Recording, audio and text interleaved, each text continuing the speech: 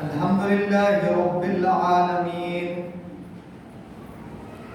والصلاة والسلام على رسوله النبي الكريم أما بعد فأعوذ بالله من الشيطان الرجيم بسم الله الرحمن الرحيم والعصر إن الإنسان لفي خسر إلا الذين آمنوا وعملوا الصالحات وتواصوا بالحق وتواصوا بالصبر. وقال تعالى في موضع آخر اعلموا أنما الحياة الدنيا لعب ولهو وزينة وتفاخر بينكم وتكاثر في الأموال والأولاد كمثل غيث أعجب الكفار نباته ثم يهيج خضرا مصفرا ثم يكون حطاما. صدق الله العلي العظيم وصدق رسوله النبي الكريم. محترم اور معزز بزرگوں، عزیز نوجوان ساتھیوں، السلام علیکم ورحمۃ اللہ وبرکاتہ. آج کے خطبہ جمعہ میں میں نے آپ کے سامنے قرآن کی ایک مختصر سی سورت کی تلاوت کی اور ایک آیت کا معدد حصہ پڑھ کر آپ کو میں نے سنایا. اللہ تعالیٰ ارشاد فرماتے ہیں، قسم ہے زمانے کی، بے شک انسان خسارے میں ہے، نقصان میں ہے، مگر وہ لوگ جو اللہ پر ایمان لائے، نیک اعمال کرتے رہے، آپس میں حق کی نصیحت اور صبر کی تلقین کرتے رہے.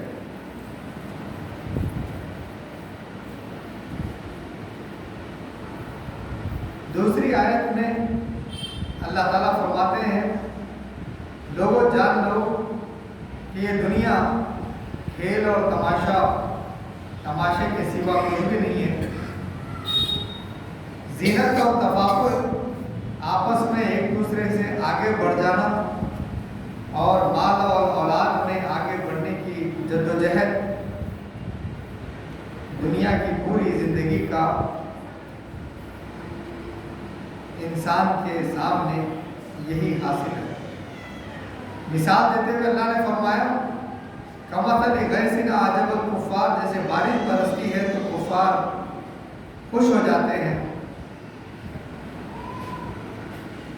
اور ہر طرف کھیتیاں لہلہانے لگتی ہیں، اور یہی کھیتیاں اللہ تعالیٰ انہیں پکا دیتا ہے، سوکھ جاتی ہیں، اس کے بعد اس کے بھوسے کو اللہ تعالیٰ ہوا میں اڑا دیتا ہے. زندگی کی مثال اللہ تعالیٰ نے اس آیت کے اندر بیان فرمایا.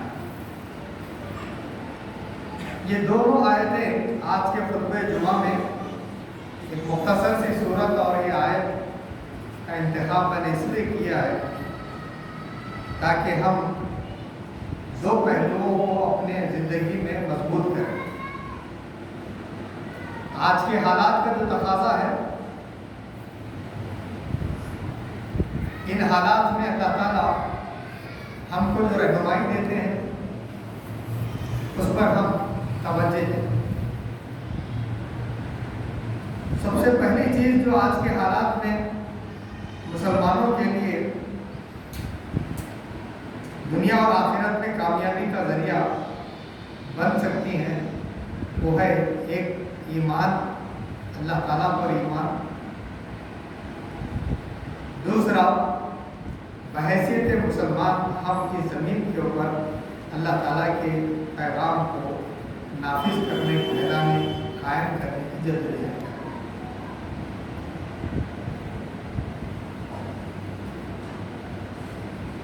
ہمارا مقصد وجود، مسلمانوں کا جو مقصد وجود ہے، وہ اللہ تعالیٰ نے نبی اکرم صلی اللہ علیہ وسلم کے ذریعے سے ہم تک پہنچا دیا. اور یہ مقصد وجود ہمارا جتنا ہم واضح طور پر ہمارے سامنے اس کا نقشہ رہے گا تو ہم اس زمین کے اوپر کامیاب زندگی بسر کریں گے. اور مقصد وجود سے ہم ناواقف رہیں گے تو پھر ہماری پوری جدوجہد ایسی ہوگی جیسے اللہ نے فرمایا کمثل غیث اعجب الکفار نباتہ ثم یہیج فتراه مصفرا ثم یکون حطاما.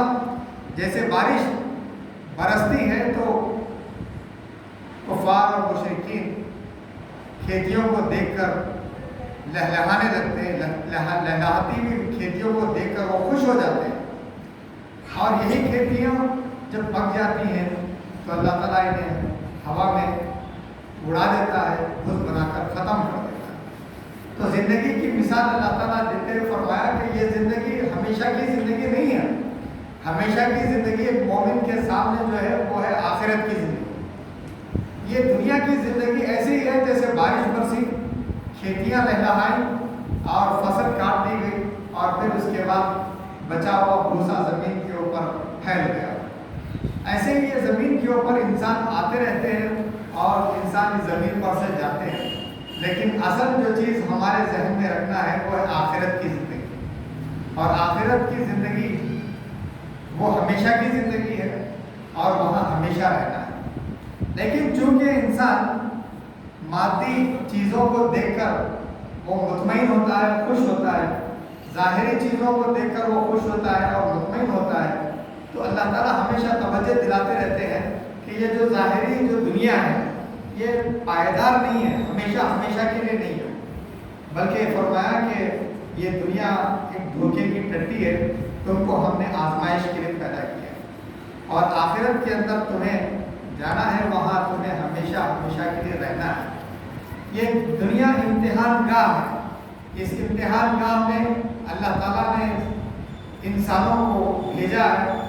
آج ہماری باری ہے, کل کوئی اور اس زمین پر آئے گا اور وہ اس زمین کے اوپر دندناتا ہوا رہے گا.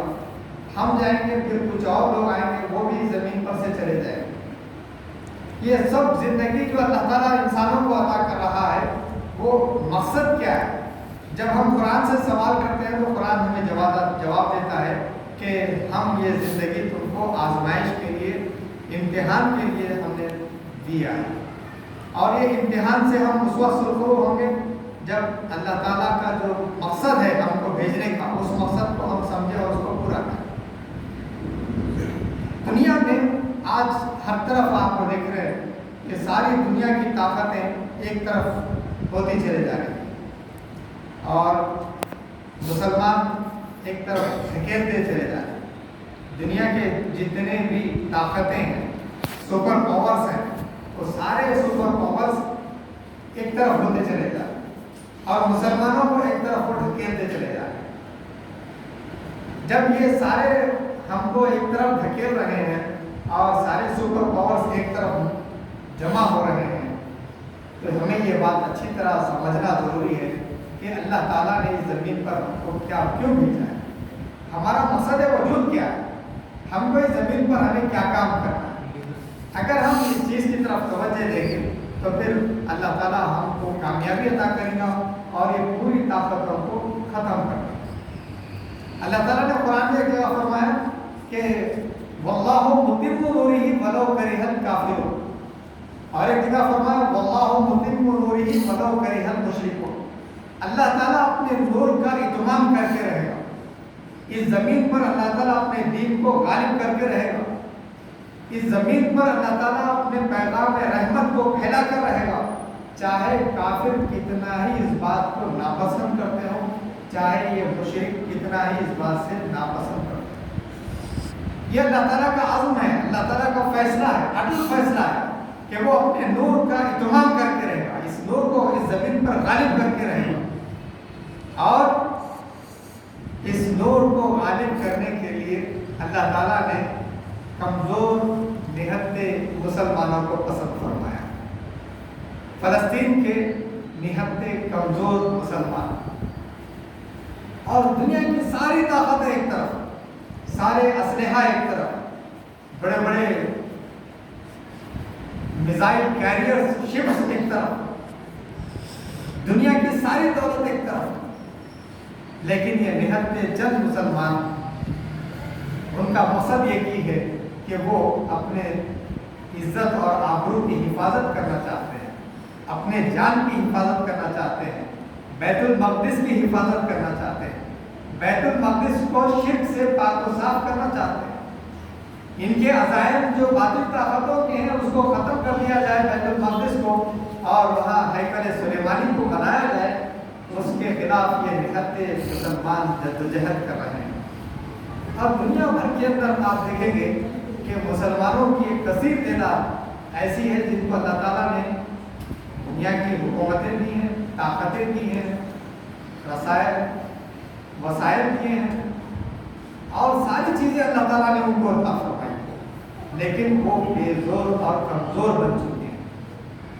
بے زور اور کمزور جب بن چکے ہیں تو یہ اپنے معنوی زندگی کو یہ لوگوں نے کھو دیا ہے، اپنی معنویت کو انہوں نے کھو دیا ہے۔ معنویت کو پیدا کرنے کے لیے اللہ تعالیٰ ان نہایت چند مسلمانوں کو بنایا، یہ ایک ہی ان سے وابستگی ہے، وہ ہے اللہ تعالیٰ سے وابستگی۔ ان کا اسلحہ ایمان ہے، تعلق باللہ، اور اس تعلق باللہ اور ایمان باللہ کی بنیاد پر اتنی بڑی بڑی ٹینکیں اور بڑے بڑے اسلحے کا یہ لوگ مقابلہ کر رہے ہیں اور انہیں کامیابی ہو رہی ہے۔ تو یہ ہماری آنکھوں کو کھولنے کے لیے واضح دلیل ہے قرآن کی کہ اللہ نے جو باتیں ارشاد فرمائی وہ بتا، واللہ متم نورہ ولو کرہ الکافرون، اللہ تعالیٰ اپنے نور کا اتمام کر رہے گا، چاہے یہ مشرک کتنا ہی اس کو ناپسند کرے، یہ کافر چاہے کتنا ہی ناپسند کرے۔ ان نہایت چند مسلمانوں کے ذریعے سے اللہ تعالیٰ اسلام کے غلبے کی ابتدا اللہ نے فرمایا۔ اب اس کام کو، اس کاز کو آگے بڑھانا ہر صاحب ایمان، صاحب اسلام کی ذمہ داری ہے۔ دنیا کے سامنے یہ بات واضح ہو چکی ہے کہ فلسطین کے یہ چند نہایت مجاہدین جو جدوجہد کر رہے ہیں، ان کی تمام تر جدوجہد ایمان باللہ کی مضبوطی کی علامت ہے، ایمان کا اظہار ہے، اور اللہ تعالیٰ جن کا تعلق اللہ تعالیٰ سے مضبوط ہو جاتا ہے تو اللہ کا وعدہ ہے کہ میں انہیں غلبہ دے کر رہوں گا اور انہیں کامیاب کر کے رہوں گا۔ اللہ تعالیٰ کی بات سچی ہے اور برحق ہے، ساری طاقتیں اپنی پورے اسلحہ کو وہ لوگوں نے آزما کر دے اور ساری کوششیں انہوں نے کی، اس کے باوجود بھی یہ لوگ کامیاب نہیں ہو سکتے ہیں، نہ ہی ہوں گے، اور یہ لوگ کبھی بھی کامیاب نہیں ہو سکتے۔ کیوں؟ اس لیے کہ کامیابی اللہ تعالیٰ نے اپنے وابستگی کے ساتھ رکھی ہے۔ اللہ تعالیٰ نے کامیابی کو انسانوں کے ساتھ عطا کرنے کا وعدہ فرمایا ہے ان لوگوں کے لیے جو اللہ سے وابستہ ہو جاتے ہیں، اس سے سچے دل کے ساتھ مستحکم تعلقات برقرار رکھتے ہیں، بناتے ہیں، ان کو اللہ تعالیٰ کا وعدہ ہے کہ انہیں کامیابی سے۔ دوسری چیز، ان نہایت مسلمانوں کے ذریعے سے جو چیز ساری دنیا کے سامنے کھل کر آ رہی ہے وہ یہ ہے کہ اللہ تعالیٰ کا جو نظام رحمت ہے وہ یہ بتاتا ہے کہ ایمان لانے کے بعد انسان کی زندگی مختصر نہیں ہوتی، بلکہ وہ حیات ابدی کے لیے جدوجہد کرتا رہتا ہے، ایٹرنل لائف کے لیے جدوجہد کرتا رہتا ہے۔ مسلمان کو اللہ تعالیٰ نے یہ جو پیغام دیا ہے، ایٹرنل لائف، ہمیشہ کی زندگی، آخرت کی زندگی ہے، یہ اسلام کا پیغام ہے، یہ اللہ تعالیٰ کا نظام رحمت کا جزو لا ينفک ہے، اٹوٹ حصہ ہے۔ ایمانیات کا جو اٹوٹ حصہ ہے، ایمان باللہ اور ایمان بالآخرت، ایمان باللہ اور ایمان بالرسالت، ایمان باللہ اور ایمان بالکتاب، ایمان باللہ اور ایمان بالملائکہ، ایمان باللہ اور ایمان بالتقدیر، یہ جو اٹوٹ حصے ہیں اللہ کے ساتھ وابستگی کے نتیجے میں یہ جو تعلقات ہیں، اللہ کے ساتھ تعلق کو مضبوط کیا جائے تو اللہ تعالیٰ نے کیا کیا؟ رسولوں کو بھیجا، بھیج کر بتایا کہ میں جو نظام رحمت تم کو دے رہا ہوں، جو اسلام میں تمہیں دے رہا ہوں، وہ اسلام کا جو سب سے اہم عنصر ہے وہ ہے ایمان۔ ایمانیات کو اللہ تعالیٰ نے بیان فرما دیا نبی اکرم صلی اللہ علیہ وسلم نے وضاحت کرتے ہوئے فرمایا کہ ایمان کے 60 سے 70 کے درمیان درجے ہیں، اور سب سے بڑا درجہ یہ ہے کہ اللہ کو ایک مانا جائے، قولوا لا الہ الا اللہ، لا الہ الا اللہ محمد رسول اللہ کہا جائے، اللہ کے علاوہ کوئی عبادت کے لائق نہیں ہے، پریشانیوں سے نجات دینے والا نہیں ہے، تکلیفوں سے نجات دینے والا نہیں ہے، امن اور سہن دینے والا نہیں ہے، محبت دینے والا نہیں ہے، سوائے اللہ کے کوئی نہیں دے سکتا۔ اور آخری درجہ یہ ہے کہ راستے سے تکلیف دہ چیز کو ہٹایا جائے۔ پھر فرمایا کہ الحیاء من شعبۃ من الایمان، شعبے ایمان کے شعبے میں سے ایک شعبہ حیا ہے، شرم ہے۔ کتنی پیاری باتیں ہیں جو نبی اکرم صلی اللہ علیہ وسلم نے فرمائی۔ اللہ تعالیٰ سے تعلق کو مضبوط کیا جائے، تکلیف دہ چیز کو ہٹایا جائے، شرم اور حیا کو پیدا کیا جائے۔ دنیا کا جو بگاڑ ہے ان تینوں چیزوں کو چھوڑنے کا نتیجہ ہے۔ دنیا کے اندر تباہی ہے ان تینوں چیزوں کو چھوڑنے کا نتیجہ ہے۔ اللہ کو چھوڑ دیا، ظالم بن گیا، معصوم بچوں پر بمباری کیا رہا۔ جینے کا حق فنڈامنٹل رائٹ ہے، دنیا نے اس کو ایکسپٹ کیا، یو این او نے اس کو ایکسپٹ کیا۔ یہ الگ بات ہے کہ یو این او پہ انہوں نے کھلونا بنا دیا، لیکن دنیا کے ساری مملکتوں نے اس بات کو قبول کیا کہ پیدائش تمہارا حق نہیں ہے، پیدائش اللہ کا حق ہے، جس کو چاہتا ہے پیدا کرتا ہے، جس کو چاہتا ہے مارتا ہے۔ فنڈامنٹل رائٹ ہے، زندگی کا حق کوئی چھین نہیں سکتا۔ یہ ظالم ان معصوم بچوں پر بمباری کر رہے ہیں، جینے کا حق چھین رہے ہیں۔ ساری دنیا بلبلا رہی ہے، ساری دنیا تڑپ رہی ہے۔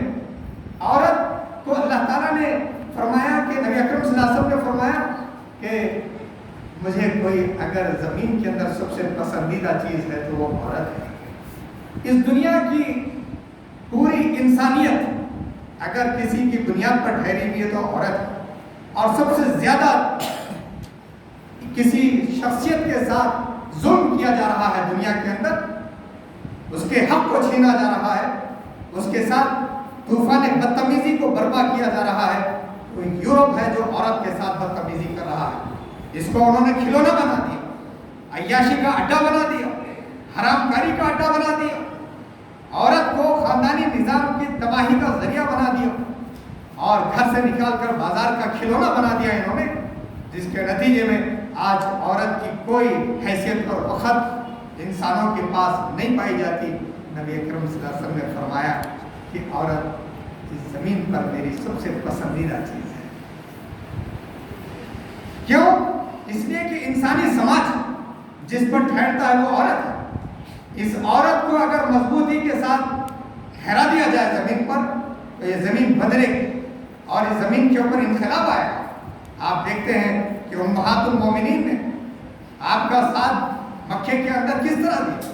ام المومنین حضرت خدیجہ رضی اللہ تعالیٰ عنہ جب آپ پر ایمان لائی تو آپ سے کہا، آپ نے جب غار حرا کے اندر وحی نازل ہوئی اور آپ بے انتہا پریشانی کی حالت میں گھر میں آئے تو ام المومنین حضرت خدیجہ رضی اللہ عنہ نے فرمایا اللہ آپ کو ضائع نہیں کرے گا، آپ بیواؤں کا خیال کرتے ہیں، یتیموں کا کے دکھ درد میں آپ شریک رہتے ہیں، محتاجوں کی آپ مدد کرتے ہیں اور آپ ضرورت مندوں کی ضرورتوں کو پورا کرتے ہیں، اللہ تعالیٰ آپ کو ضائع نہیں کرے گا۔ آپ بتائیے ایک انسان کو کامیاب کرنے کے لیے ایک گھر کے اندر اگر کوئی چیز مضبوطی کے ساتھ طاقت دے سکتی ہے، سماج کے اندر طاقت دے سکتی ہے، دنیا کے اندر طاقت دے سکتی ہے، تو وہ عورت کی شخصیت ہے، جس کو نبی اکرم صلی اللہ علیہ وسلم نے فرمایا عورت میری سب سے پسندیدہ چیز ہے۔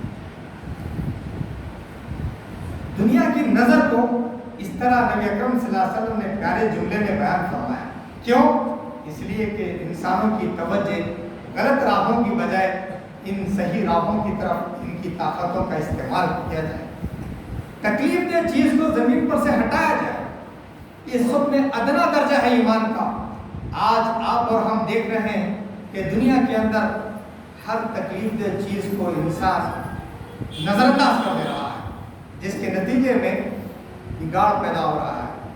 ایک معصوم بچے کو اگر تکلیف میں دیکھیں، نبی اکرم صلی اللہ علیہ وسلم نے دیکھا کہ عید کا دن ہے، सब लोग खुशियों के अंदर खेल रहे हैं, एक बच्चे को, मासूम बच्चे को खामोश रोता हुआ आपने देखा, आपने गोद में उठा लिया, सीधा बीबी आयशा रज़ियल्लाहु अन्हा के पास लेके आए, आकर आपने कहा कि इसको तैयार करो और इस बच्चे को मैं अपने साथ ले जाऊंगा और नमाज ईद में इनको शामिल करूंगा। बेसहारा, यतीम और यसीर, मोहताज, ये नबी अकरम सल्लल्लाहु अलैहि वसल्लम ने हमको तालीम दी है कि तकलीफ दे चीज़ अगर कोई भी नजर आ जाए, चाहे वो इंसान हो, चाहे वो कांटा हो या चाहे पत्थर हो, इसको अदना और हकीर न समझा जाए, बल्कि ये ईमान, शोबतुम मिनल ईमान, ईमान के हिस्सों में से एक है। आप देखेंगे कि ये जो अल्लाह ताला ने हमको तालीमात दी हैं नबी अकरम सल्लल्लाहु अलैहि वसल्लम के ज़रिए से, इन चीज़ों को बयान करने का मतलब हम सब इन चीज़ों को इख्तियार करना है। इसलिए इख्तियार करना है ताकि अल्लाह ताला हमको पसंद फरमाए, अल्लाह ताला हमसे राज़ी हो जाए। दुनिया की ज़िंदगी हमेशा की ज़िंदगी नहीं है। इस्लाम ये कहता है, अल्लाह ताला ने निज़ाम रहमत के ज़रिए से हमको बताया है कि ये दुनिया पायदार नहीं है, हमेशा रहने वाली नहीं है, बल्कि तुम्हें यहाँ मुख्तसर मुद्दत के लिए भेजा गया है और हकीकत में जो कामयाबी है वो आखिरत की कामयाबी है। ये गज़ा के मुसलमान दुनिया के सामने उन शोहदा को अपने सीने से लगा रहे हैं, इन मासूम बच्चों को अपने सीनों से लगा रहे हैं, उनके पेशानी को बोसा दे रहे हैं और कह रहे हैं कि मैं तो कामयाब हो गया, मैंने अपने प्यारे लफ्ते जिगर को अल्लाह तेरे राह में कुर्बान कर दिया। और प्यारे नौजवान बच्चों को आप मुझे बताइए, एक बाप के लिए, माँ के लिए, पूरे ख़ानदान के लिए एक नौजवान सहारा होता है। उस नौजवान की शहादत पर वो लोग खुशियाँ मना रहे हैं और ये बता रहे हैं कि दुनिया के सामने कि ये दुनिया अबदी नहीं है। अबदी दुनिया अगर कोई है, एटर्नल लाइफ अगर कोई है, तो वो आखिरत की ज़िंदगी है। उन शोहदा के चेहरों पर आप देखिए कितनी मुस्कुराहट है। ऐसा महसूस होता है बाज़ वक़्त उन शोहदा नौजवान चेहरों को देखने के बाद वो हंस रहे हैं। शहीद को अल्लाह ताला जो सबसे पहली चीज़ अता करता है वो अपनी दीदार से शाद काम करता है, अपना दीदार करा देता है अल्लाह ताला। एक मोमिन जब शहीद होता है, अपनी जान जाने आफरी के हवाले करता है, अल्लाह रब्बुल आलमीन के हवाले करता है, अल्लाह ताला उसको नजर आ जाए तो उससे बढ़कर उसके लिए खुशी की बात क्या होगी। एक हदीस में फरमाया, मुसअब बिन उमैर रज़ियल्लाहु ताला जब शहीद हुए तो नबी अकरम सल्लल्लाहु अलैहि वसल्लम ने फरमाया, कड़ियल नौजवान मक्के का मालदार तरीन माँ का बेटा जब ईमान लाया तो उसके पास कपड़े तक नहीं थे पहनने के लिए, वो गरीब बन गया। जब वो शहीद हुआ मदीने के अंदर नौजवानी की हालत में बगैर शादी के, तो नबी अकरम सल्लल्लाहु अलैहि वसल्लम ने फरमाया कि हटो उसके कब्र की तरफ से। नबी अकरम सल्लल्लाहु अलैहि वसल्लम ने सहाबा से फरमाया कि हट जाओ, दूर हटो, दूर हटो। फरमाया कि इस पर घूरे टूट पड़ रही। ये जो इल्म गैब है, वो इल्म जो आप और मैं नहीं जानते, जिसको नबी अकरम सल्लल्लाहु अलैहि वसल्लम ने अता फरमाया है, इन हंसते मुस्कुराते चेहरों को देखने के बाद यकीन होता है कि नबी ने फरमाया सच्ची बात। घूरे उन पर टूट पड़ रही, अल्लाह ताला अपने दीदार से शाद काम कर रहा है। ये चेहरों से, इनके जिस्मों से जो खुशबू आ रही है, ये बात हमें बताई जा रही है कि हूर और मलाइका के साथ साथ इनकी जिस्मों के अंदर अल्लाह ताला अतर और जो है अंबर की और बेहतरीन खुशबू से उन्हें शाद काम कर देगा, उनके जिस्मों को मुअत्तर कर देगा। और गज़ा के उन शोहदा के इलाकों से वहाँ के अहले ईमान का कहना है कि रातों में हमें यहाँ पर मुश्क और अंबर की खुशबुएँ आती। ये इल्म गैब है और हमको अल्लाह ताला दिखा रहा है। शोहदा वहाँ है, आजमाइश उनकी हो रही है, हमारी तरबियत हो रही है, और हम अपनी तरबियत इस तरह करें कि जो कुछ भी अल्लाह ने बयान फरमाया है, अल्लाह के रसूल ने बयान फरमाया है, वो सच्ची बातें हैं और हमें इन अपने ईमान को मजबूत करें। देखिए अल्लाह ताला फरमाते हैं, मैं तुम्हें मुख्तलिफ तरीक़ों से आजमाऊँगा। किसी को जान के ज़रिए से आजमाऊँगा, शहीद कर दूँगा, किसी को माल के ज़रिए से आजमाऊँगा, किसी को खेतों के ज़रिए से आजमाऊँगा, किसी को ताकत के ज़रिए से आजमाऊँगा, کسی کو دولت کے ذریعے سے آزماؤں گا. آزمائش کے مختلف طریقے ہیں. اس دنیا کے اندر ہر ایک کو اللہ تعالیٰ آزما رہا ہے. وہاں غزہ کے مسلمانوں کے اوپر شہادت کی آزمائش ہے اور اس شہادت کو وہ اپنے سینے سے لگاتے ہوئے وہ کامیاب ہو رہے ہیں. اور ہماری آزمائش یہ ہے کہ خوف اور خطر، جان اور مال کے نقصانات اور دنیا کا ڈر، یہ ڈر کے ذریعے سے اللہ تعالیٰ ہم کو آزما رہا ہے. اور اللہ تعالیٰ ہمیں فرماتا ہے کہ ہمیں 4 پہلوؤں پر کام کرنا ہے. سورہ عصر کی میں نے ابتدا میں تلاوت کی. اللہ تعالیٰ فرماتا ہے اپنی بات کو ختم کرتے ہوئے، قسم ہے زمانے کی. اللہ تعالیٰ زمانے کی، اس دور کی، پوری دنیا کی زمانے کی قسم کھاتے ہوئے فرماتا ہے میں قسم کھاتا ہوں بے شک انسان نقصان میں ہے. ان الانسان لفی خسر، سارے انسان دنیا کے اندر جو بھی ہیں وہ سارے کے سارے نقصان میں ہیں.